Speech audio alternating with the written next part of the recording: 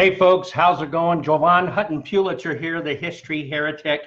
Just wanting to wish each and every one of you a happy 4th of July. This, for me, 4th of July is absolutely my most favorite holiday. That and Halloween. I love Halloween. But the 4th of July for me means many different things. I think it's the combination that a tremendous amount of my family are military and ex-military. I think the other part that hits home for me is that I am the son of an immigrant. Therefore, as a first-generation American, I know exactly how lucky I am to actually have been born in the United States of America and to be a citizen of the United States of America. For me, my patriotism goes incredibly deep because I'm one of those, maybe like a lot of you, that I absolutely have no problem for laying down my life for my nation. Not at all. And that has nothing to do with religion or anything like that, or the fact that I'm a Jew or an American Jew. It has to do with the fact that I am proudly an American. And today that doesn't seem like it's quite fashionable to say, hey, I'm proud of America. I think America is the greatest country in the world. And people shun people now for saying that. In fact, if you watch some of the newscasts going on and you watch some of the rhetoric online, you will find that there are many on the left who, of course, hate America and hate what America stands for, that are saying that this may be the last 4th of July truly celebrated as an American nation. I don't believe that, but there are many today that are wishing for that. So I just wanted to take time to each of you and say, happy 4th of July.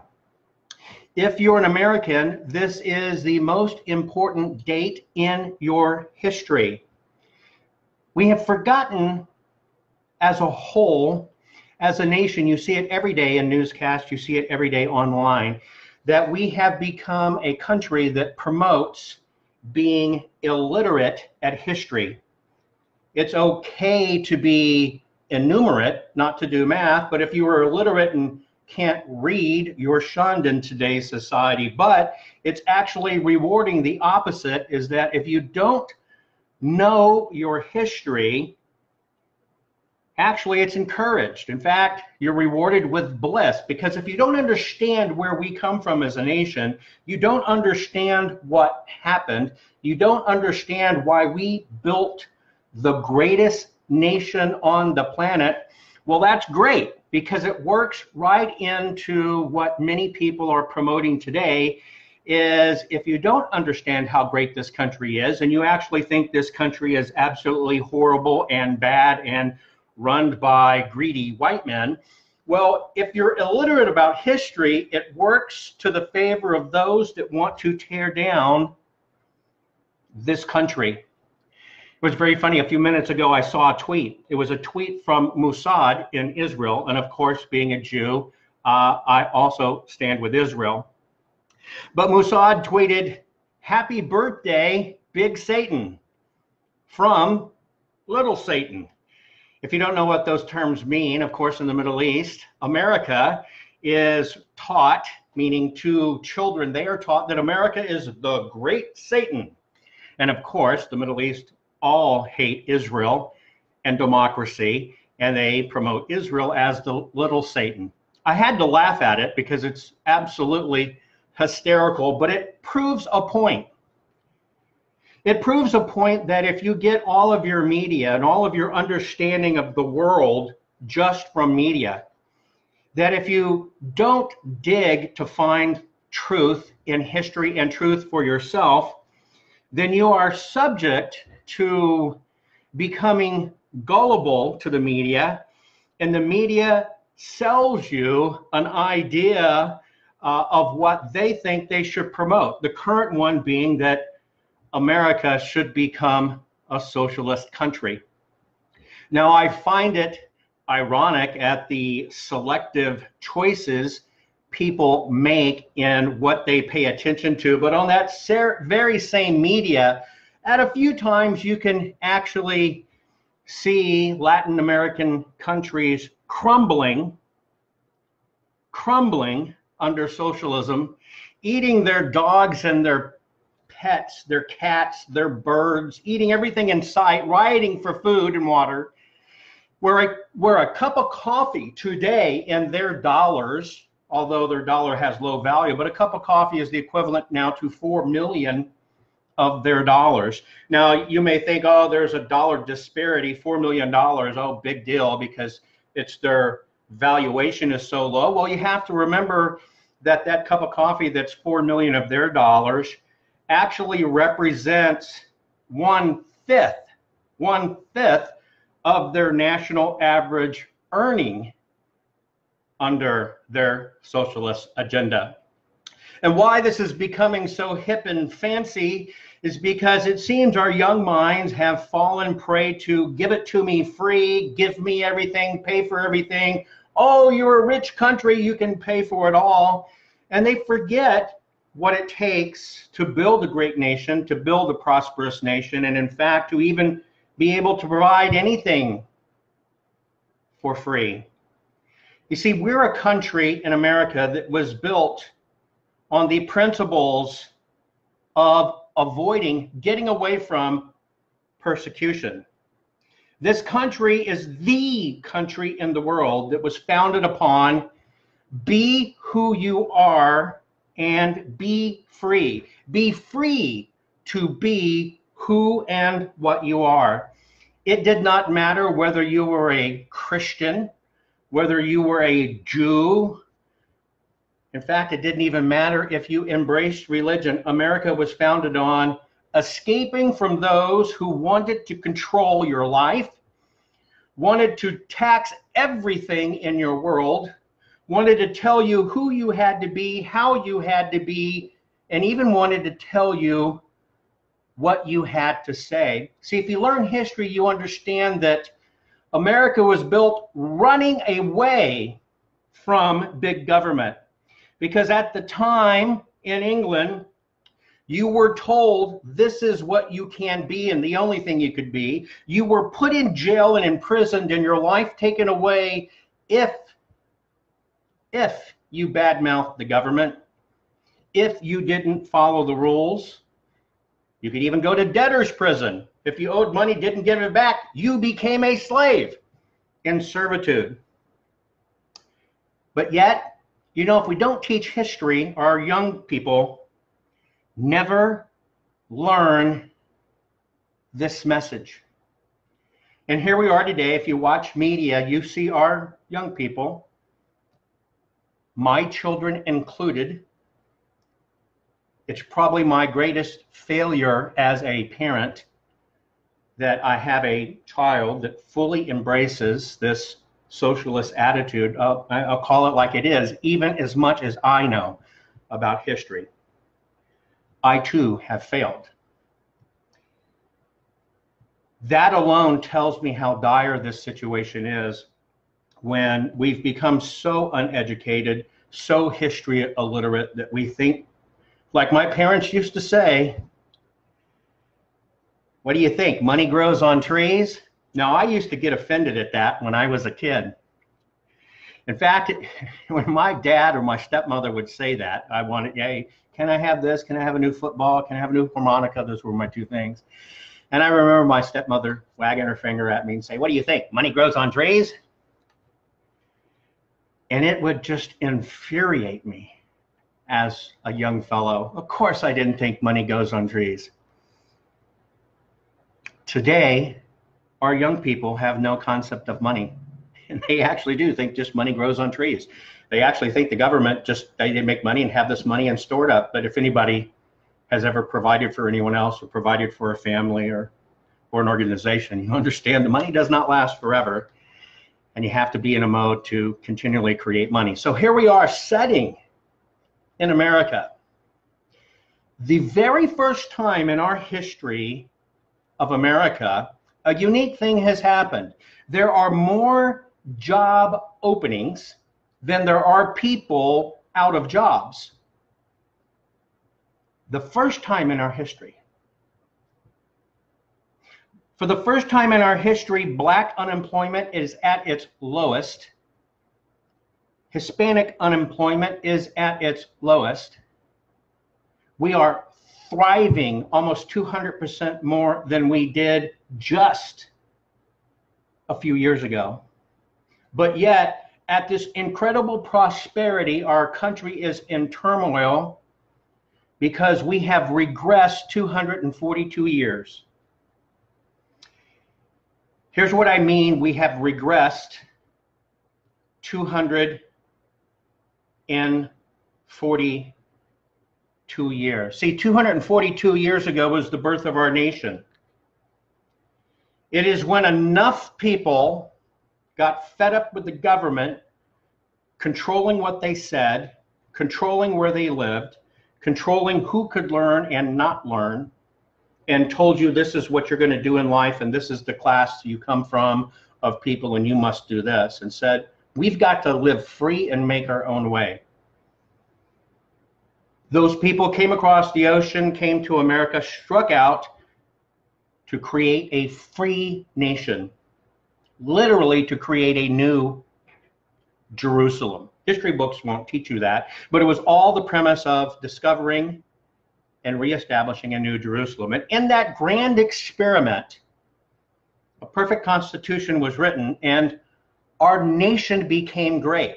Where it took other nations hundreds, even 1,000+ years to build incredible wealth and societies, we were able to do it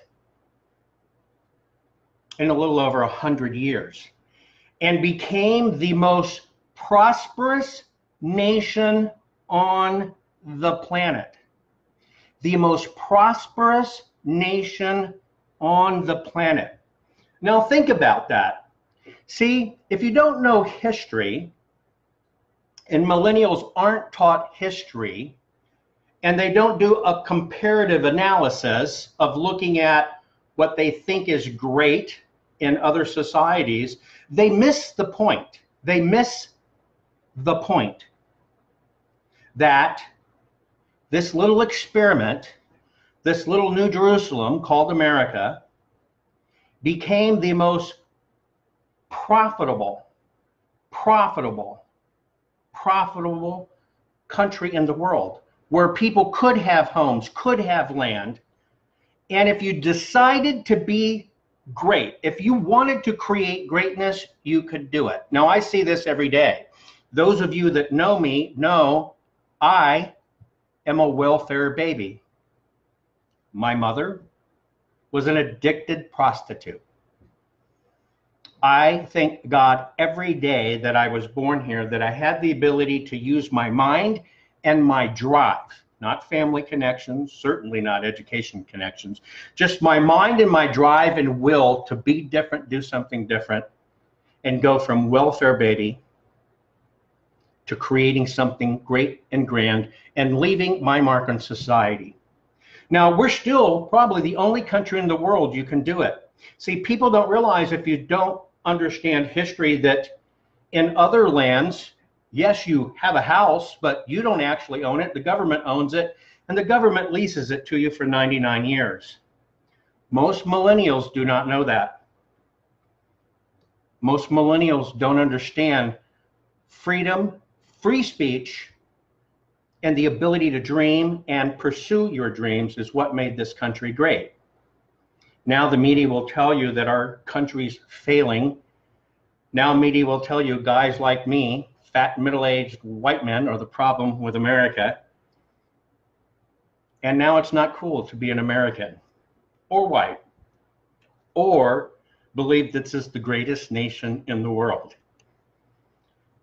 But if you study history and you study this nation, not study a Muslim nation, not study a socialist nation, but study America, you actually see the blueprint of why we worked. And that is why history, American history, the true story of America, the true story of why the 4th of July is the most important holiday we have, that's why it's hidden and not taught. Because if you break down the facts and look at it in black and white, you understand why we are the greatest nation on the planet. And no offense to anybody watching me internationally, not at all. You can love your countries, you should love your countries. But we happen to be the only country in the world where hundreds of thousands of people constantly break into it. Our system's kind of upside down at the moment. Everybody's confused. Everybody's fighting with each other. It's kind of scary. It's really odd. And it's very conflicting. You have young people saying, leave me alone. I want to think the way I want to think. I'm going to be who I am. At the same time, if they find out you're a Christian, saying you're evil, you're bad, you're suppressive. This confusion has got really deep. If the left does no longer believe in gender, and there are 27 different genders, now think about this. If the left believes there's no longer genders, why do they have women's marches? Look at how confusing that is. How can we expect any of our young people to get through this when you have one side saying, no, there's no such thing as gender, but the same side is, we're having marches for women's rights?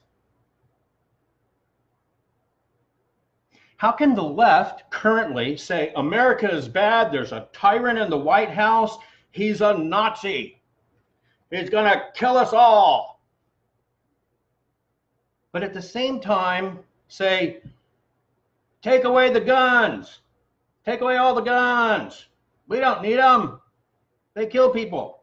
Well, if you believe you live in a society that is truly Nazi, taking your rights and going to kill you for what you are, why are you protesting to take away guns? My grandmother died in a Nazi ghetto. They would have loved to have had their guns. We won our freedom from England because we were armed. History matters. History matters.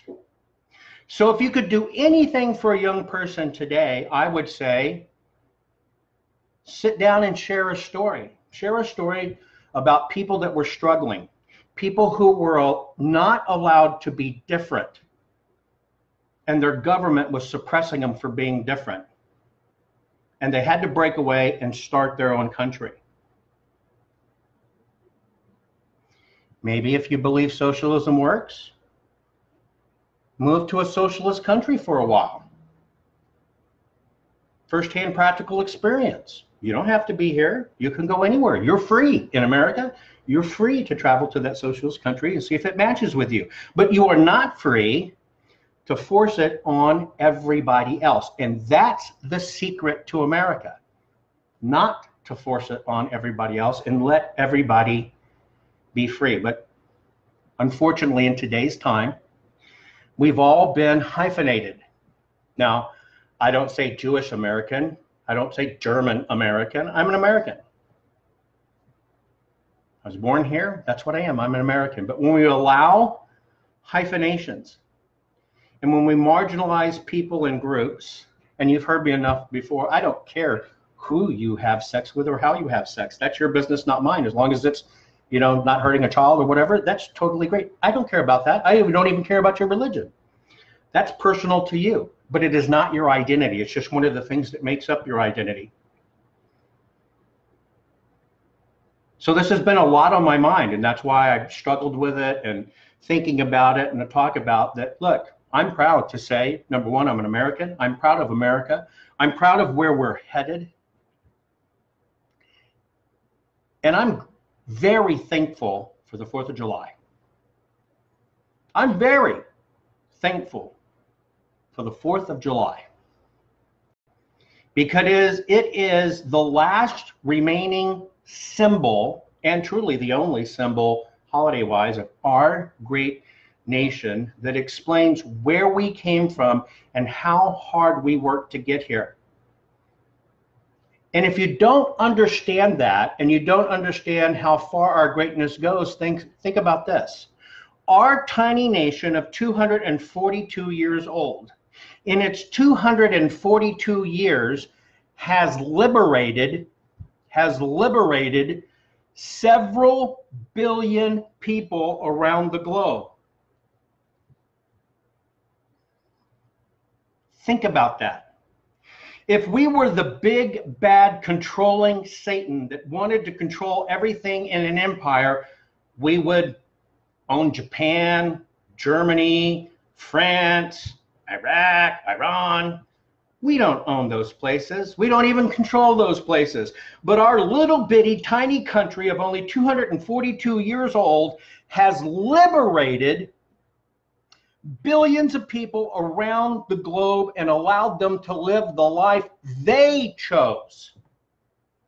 Not we chose for them, that they chose.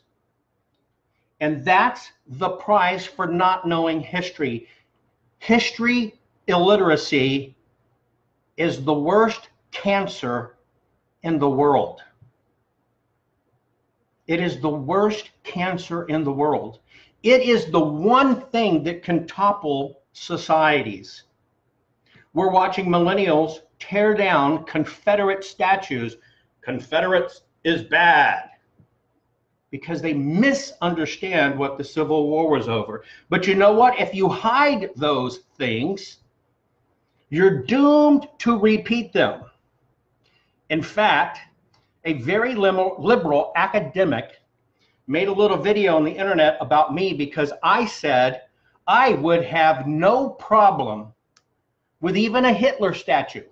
Now, I know that sounds weird, but see, I can say it. I am German. My family's German. My family died in Nazi ghettos. But why would I be okay with a Hitler statue? Because it's a teaching moment to an uneducated mind to explain to them who he was, what he was, and how it works. And to not repeat it again. That is why history is the greatest educator in the world. So if I have one wish for you for July 4th, is to reflect on really what it means. I dig fireworks.